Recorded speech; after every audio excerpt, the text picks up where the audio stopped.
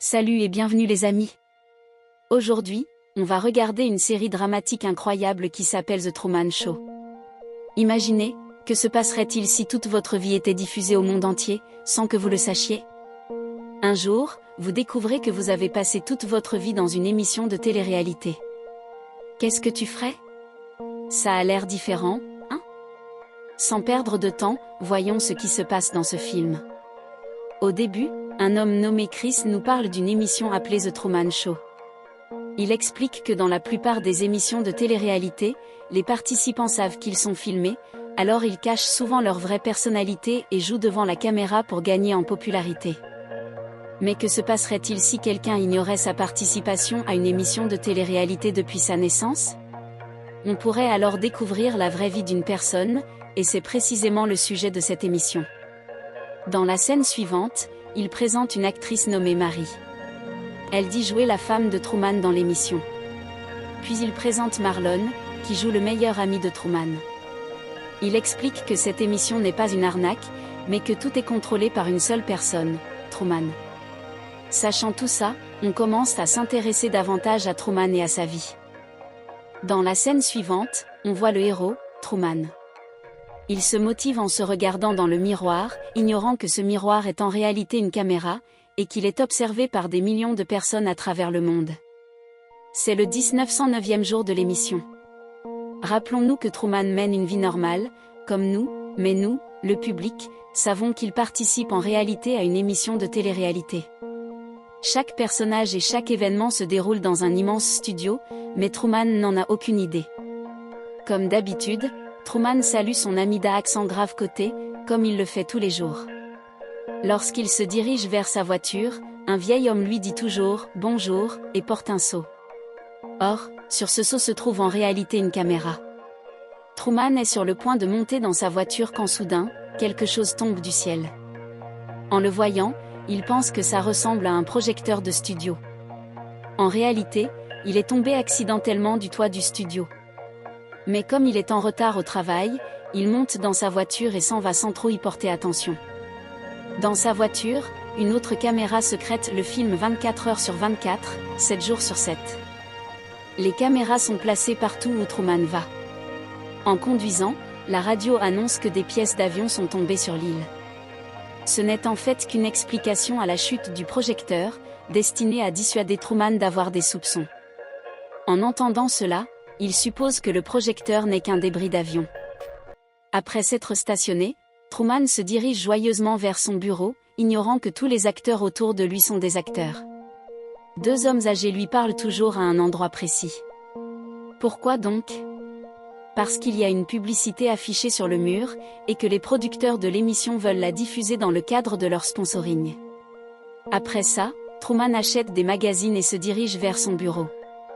Il appelle en pensant appeler secrètement une agence de voyage, mais en réalité, il est regardé par des téléspectateurs du monde entier.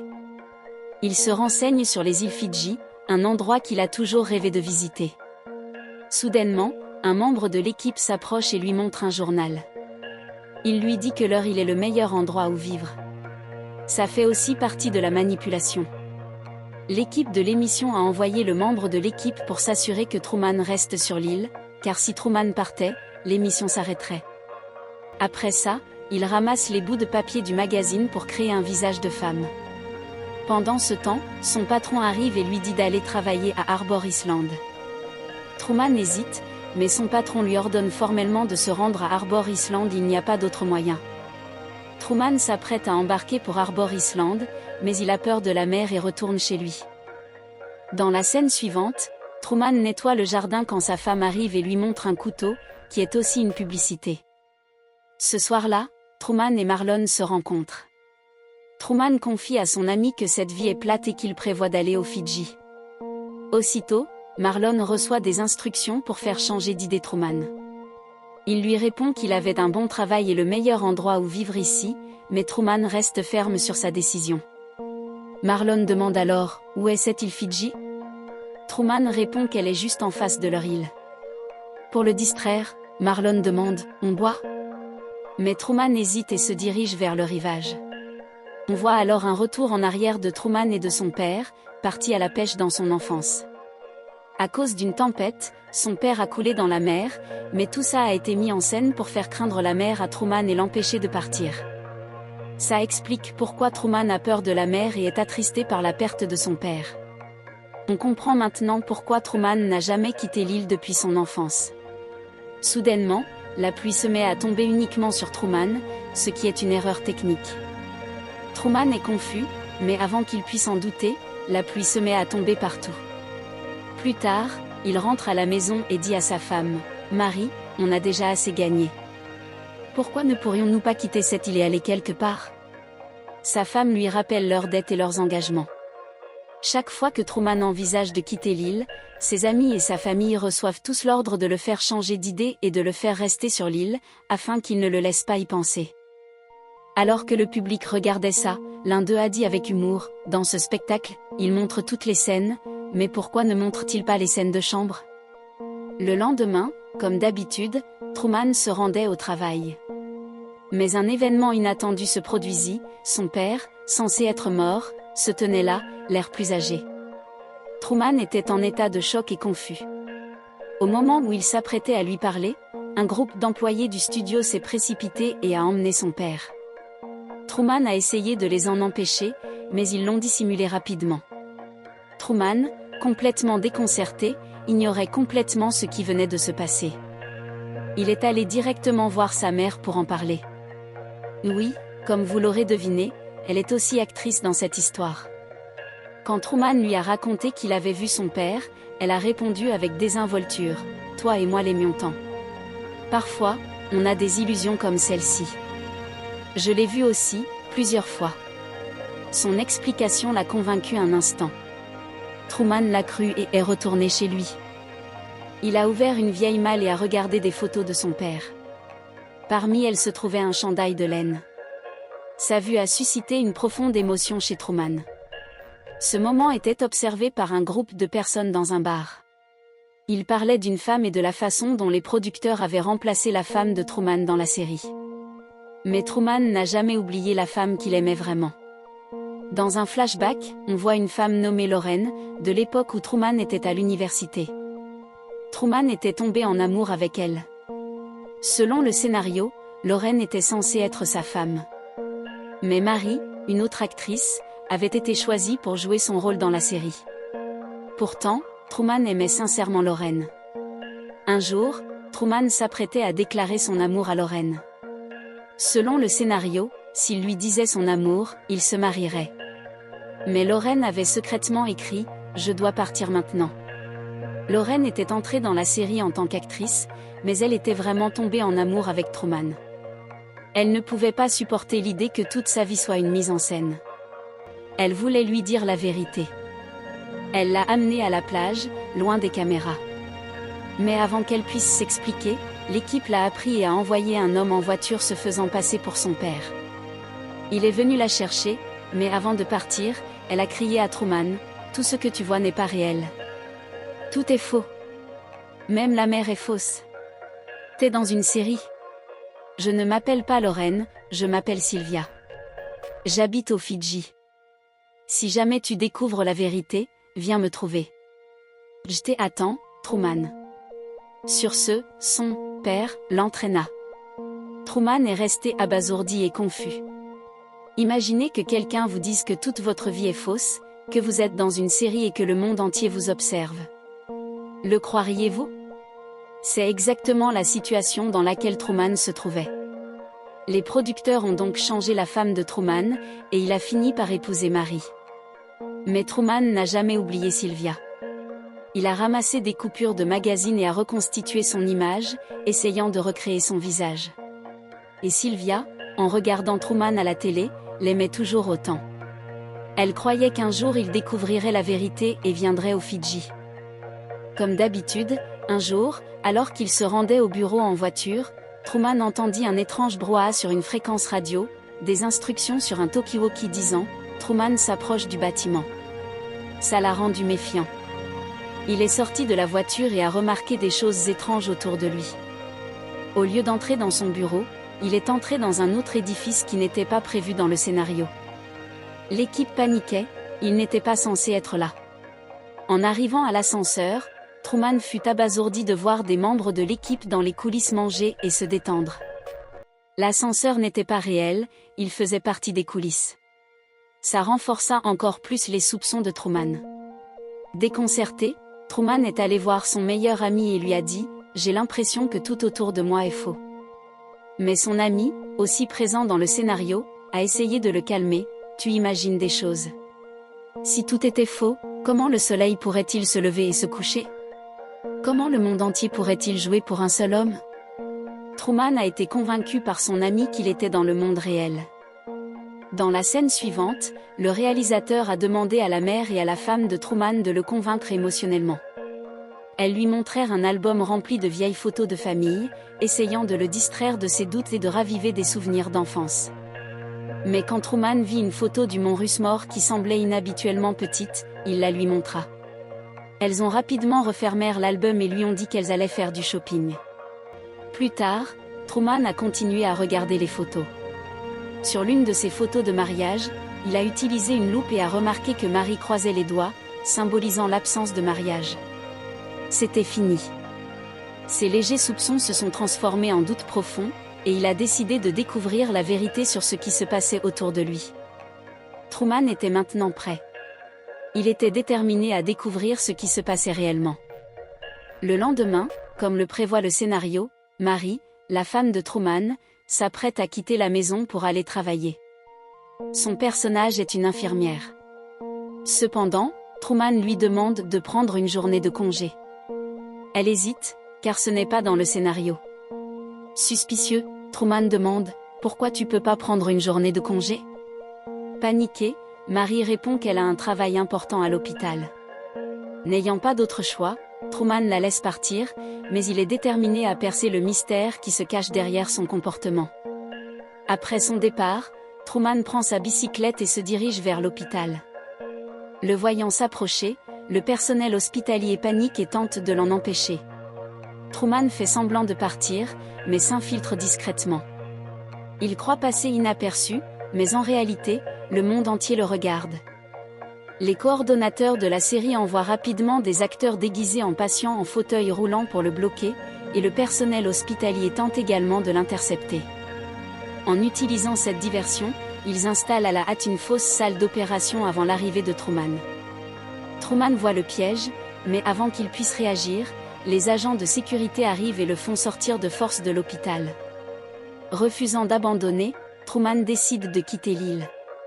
Il va à la gare d'autobus pour monter dans un bus. Mais avant son arrivée, tout a été préparé pour que l'autobus soit rempli de faux acteurs. Ils montent dans l'autobus, mais après un court trajet, ils font fumer le moteur, prétendant que l'autobus est en panne. Les téléspectateurs attendent maintenant avec impatience de voir ce que Truman va faire ensuite. Dans la scène suivante, Truman est dans sa voiture. Marie arrive, il la fait monter, regarde dans le rétroviseur et lui dit qu'il se passe quelque chose d'étrange. Marie essaie de faire comme si de rien n'était, en disant « ça arrive tous les jours ». Truman a alors une idée, pourquoi ne pas abandonner notre routine quotidienne et quitter l'île? Il commence à conduire. Marie panique. Comme d'habitude, ils essaient de le bloquer en créant un embouteillage. Truman crie « je savais que ça arriverait. Ils essaient toujours de m'arrêter ». Marie essaie de le manipuler, affirmant que la circulation est normale sur cette route. Mais Truman prend rapidement un rond-point, tournant en rond pour les embrouiller et les empêcher de prédire sa direction. Grâce à ce détour, il s'échappe de la circulation et atteint finalement la sortie de l'île, mais arrête brusquement la voiture.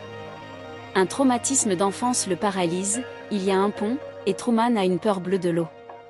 Il panique. Mais cette fois, il est déterminé à partir. Il conduit la voiture. Pris de panique, il lâche le volant et ferme les yeux. Marie, paniquée elle aussi, réussit à contrôler le volant et traverse le pont. Après avoir traversé le pont, comme d'habitude, les producteurs tentent encore une fois de l'arrêter. Ils lancent une fausse alerte incendie et mettent même le feu à une partie de la route. Mais Truman ne s'arrête pas, il fonce droit au milieu des flammes. Avant l'arrivée de Truman, l'équipe prépare un vaste dispositif d'urgence. Alors qu'il conduit, il est arrêté par la police. Un des agents lui dit que personne n'est autorisé à aller plus loin en raison d'un incendie massif causé par une fuite radioactive dans une centrale nucléaire. Truman, trouvant ça réel, décide de faire demi-tour. Mais au moment où il s'apprête à partir, l'acteur qui joue le policier fait une erreur et dit nonchalamment « Ok, Truman, passe une bonne journée ». En entendant ça, Truman devient soudain méfiant. « Attends une minute, comment connaît-il mon nom ?» se demande-t-il. Aussitôt, il sort de la voiture et court dans la forêt voisine, déterminé à fuir l'île à pied s'il le faut. Mais bientôt, il le rattrape et le ramène chez lui. De retour à la maison, Truman est dévasté. Alors qu'il reste assis en silence, confus et bouleversé, Mary continue de jouer son rôle. Au milieu du chaos, elle fait soudainement la publicité d'une marque de café, disant avec un sourire forcé « Vous semblez confuse, pourquoi ne buvez-vous pas ce café ?» tout en tenant la boîte comme un placement de produit. Truman, vraiment exaspéré, hurle avec colère « Pourquoi parlez-vous comme ça ? Pourquoi faites-vous la promotion de produits comme s'il s'agissait d'une publicité ? Dis-moi la vérité. Êtes-vous l'un d'eux ? Crie-t-il. Panquée, Mary prend un couteau, effrayée, mais Truman la retient rapidement. Alors qu'elle crie « À l'aide !» Truman lui demande avec colère « On est juste deux ici. À qui demandez-vous de l'aide ?» Mais Mary, essayant de la manipuler, répond « J'appelle Dieu ». Pendant ce temps, l'équipage envoie Marlon, le meilleur ami de Truman, calmer le jeu. Il entre nonchalamment, bière à la main, faisant comme si tout était normal. En le voyant, Mary se précipite et murmure « Sors-moi de cette maison ». Seul avec Truman, Marlon tente de le réconforter. « Pourquoi fais-tu tout ça ? Toi et moi étions des amis d'enfance. Tu ne me fais pas confiance ? » Truman, bouleversé, répond « Non, Marlon, tout autour de moi semble faux. Ma vie, elle ne semble pas réelle. C'est comme si tout était artificiel. » À l'insu de Truman, Marlon reçoit des répliques du réalisateur de la série par oreillette. Le réalisateur décide de manipuler Truman émotivement par l'entremise de son meilleur ami. Marlon poursuit en récitant les lignes du réalisateur, là où tout a commencé, avec ton père. Crois simplement en Dieu, prie, et tu le reverras. Suite à cela, l'équipe de production organise des retrouvailles spectaculaires. Ils font venir le père de Truman, qui serait décédé des années auparavant. Conformément aux instructions du réalisateur, ils augmentent la fumée et tamisent les lumières pour créer une atmosphère dramatique et émouvante. Leur but est de faire croire à Truman qu'il s'agit d'un miracle, d'un acte de Dieu. Lorsque Truman aperçoit son père, il est submergé par l'émotion. Après des années de séparation, il s'avance lentement vers lui, les larmes aux yeux, et le serre fort dans ses bras. La scène est diffusée en direct à la télévision, causant une forte augmentation du TRP. Les téléspectateurs du monde entier pleurent en regardant, profondément émus par ces retrouvailles apparentes. Beaucoup disent avoir eu l'impression de retrouver leur propre père. Sylvia, une observatrice de loin, est furieuse. Elle est la seule à connaître la vérité, Truman se fait l'avoir au nom du TRP dans la série. Contrairement au public, elle n'est pas dupe. Elle sait que les émotions de Truman sont réelles, mais elles servent de contenu à une émission. C'est un être humain, pense-t-elle avec colère. Comment peut-on contrôler la vie d'un homme ? Truman était censé être libre. C'est pour ça que Sylvia est en colère. Parce qu'il joue avec les émotions des vrais hommes en créant de faux personnages qui divertissent le monde, mais qui fâchent Truman. Dans la scène suivante, pour la première fois, le réalisateur de * The Truman Show * apparaît en direct à la télévision. Il est le cerveau derrière l'émission. Le journaliste lui demande comment l'idée de * The Truman Show * lui est venue. Alors qu'il commence à parler, la caméra fait un zoom arrière, révélant l'immense studio où Truman est né et a grandi. Le studio est immense, plus grand qu'un studio, c'est tout l'univers de Truman, diffusé non seulement en Amérique, mais dans le monde entier. Des millions de personnes regardent, et le public est captivé par la vie de Truman. Le journaliste demande ensuite « Comment avez-vous fait pour que Truman doute de sa participation à une émission ? Surtout quand quelqu'un essayait de lui révéler la vérité ?» Le réalisateur répond « C'est arrivé à plusieurs reprises. Outre des erreurs internes, il y a eu plusieurs cas où des fans ont tenté d'entrer secrètement dans le studio pour dire la vérité à Truman. Un jour, le jour de son anniversaire, quelqu'un a sauté en parachute avec une pancarte indiquant « Vous êtes à la télé ». Mais nous avons toujours réussi à gérer ces situations, assurant ainsi la continuité de la série. L'intervieweur demande « Pourquoi avoir fait décéder le père de Truman ?» Le réalisateur explique « Truman a toujours rêvé de voyager à travers le monde, même enfant. En grandissant, sa curiosité s'est intensifiée, et on s'est rendu compte qu'on pouvait le contrôler de plusieurs façons, mais pas la mer. On a donc créé un traumatisme infantile, son père s'est noyé en mer, ce qui a donné à Truman une peur profonde de l'eau. Cette peur l'a empêché d'essayer de partir. » L'intervieweur dit qu'il y a des spectateurs dans la file d'attente. Sylvia, qui arrive à l'appel, hurle au réalisateur « Comment pouvez-vous utiliser les vraies émotions d'un homme pour une série télévisée sans sa permission? Vous jouez avec ses émotions. Sa vie n'est pas ton divertissement. » De nombreux téléspectateurs soutiennent Sylvia, mais le réalisateur défend ses actions. Même si le monde de Truman est fictif, il est en sécurité. Il est heureux. Et le monde entier aime le regarder. Pendant ce temps, Truman vaque à ses occupations habituelles, salue ses voisins, jase avec des personnes âgées et vit ce qui semble être une journée normale dans sa vie. Le lendemain, cependant, Truman ne se réveille pas à l'heure habituelle. 1 heure passe, puis 2, et toujours aucun mouvement dans son lit. Le réalisateur commence à soupçonner. Il zoome sur la chambre de Truman et ne voit aucune activité. Il demande à l'équipe d'envoyer Marlon vérifier, et le studio devient chaotique. Marlon entre dans la chambre de Truman, mais Truman n'est pas là. À la place, Marlon trouve un mannequin dans le lit, ainsi qu'un enregistrement des ronflements de Truman, et le prend. Clairement, Truman s'est échappé. L'équipe coupe la diffusion en direct. Pris de panique, toute l'équipe du studio se rassemble pour rechercher Truman. Le réalisateur demande à l'équipe « Avez-vous visité la mer ?» Un membre de l'équipe répond « Il a toujours eu peur de l'eau. On n'a pas pensé à vérifier la mer. » Le réalisateur crie après l'équipe. Il ordonne immédiatement à l'équipe de vérifier les images de la mer. Comme il le soupçonnait, Truman a affronté ses peurs. Il est sur un petit bateau, s'éloignant de l'île. Pendant ce temps, les commanditaires de l'émission exigent sa diffusion en direct. Ils s'inquiètent pour leur investissement. À contre-cœur, le réalisateur lance la diffusion. Le monde entier regarde Truman naviguer sur un petit bateau, une photo de Sylvia à la main. Tout le monde a hâte de voir s'il la retrouvera. Sylvia, observant de loin, est ravie. Elle a hâte que Truman la retrouve. Mais le réalisateur sait que si Truman quitte l'île, le spectacle s'arrête. Il contrôle complètement le studio et est déterminé à l'arrêter. Il ordonne à l'équipe de créer une grosse tempête, avec de fortes pluies et des vagues déferlantes. Le bateau de Truman est pris dans la tempête, mais il refuse de s'arrêter. Le réalisateur ordonne d'augmenter l'intensité. Les commanditaires lui conseillent d'arrêter. Si Truman meurt en direct à la télé, notre entreprise va s'effondrer, disent-ils. Le réalisateur répond froidement, Truman est né pour divertir le monde.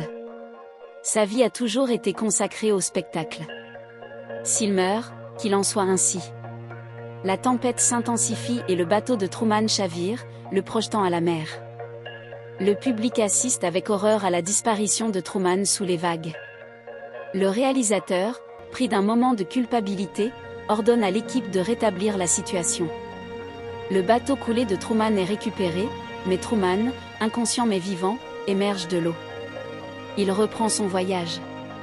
Le monde entier l'observe et Truman respire l'air pur de la liberté. Mais soudain, un événement étrange se produit, son bateau heurte un obstacle. Truman lève les yeux et aperçoit le bord du décor, un mur massif conçu pour ressembler au ciel. Quand il le touche, un escalier apparaît. Truman le gravit. En haut de l'escalier, une porte apparaît. Au moment où il saisit la poignée, la voix du réalisateur retentit dans les haut-parleurs. Le réalisateur dit « Truman, sais-tu la vérité maintenant ? Tu es dans une émission de télé-réalité. Tu es regardé par des millions de personnes, partout dans le monde, depuis ta naissance. Truman reste figé. Il répond, « Je le savais. Je l'ai senti. » Le réalisateur poursuit, « T'es le héros de cette histoire, Truman. Des millions de personnes t'observent depuis ton enfance. Maintenant, tu as le choix. Vous pouvez quitter ce monde et entrer dans le monde réel, mais il ne sera plus le même.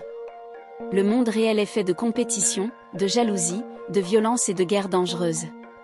Ou tu peux rester dans ton monde sûr, celui que tu as connu toute ta vie. » Truman réfléchit, considérant la proposition. Le réalisateur lui demande, « Dis quelque chose, Truman. Le monde entier te regarde. » Truman se tourne vers la caméra, le regard fixé vers le ciel, et dit, « Bonjour, et au cas où je ne te verrai pas plus tard, bonjour, bonsoir et bonne nuit. » Il ouvre ensuite la porte et sort du studio. Le monde entier célèbre ce moment de liberté. Sylvia, qui regarde de chez elle, est folle de joie. Truman a finalement réussi. Elle se lève, prête à le rejoindre, tandis que le monde continue de l'observer. Et c'est la fin de cette histoire, j'espère que vous l'avez tous appréciée.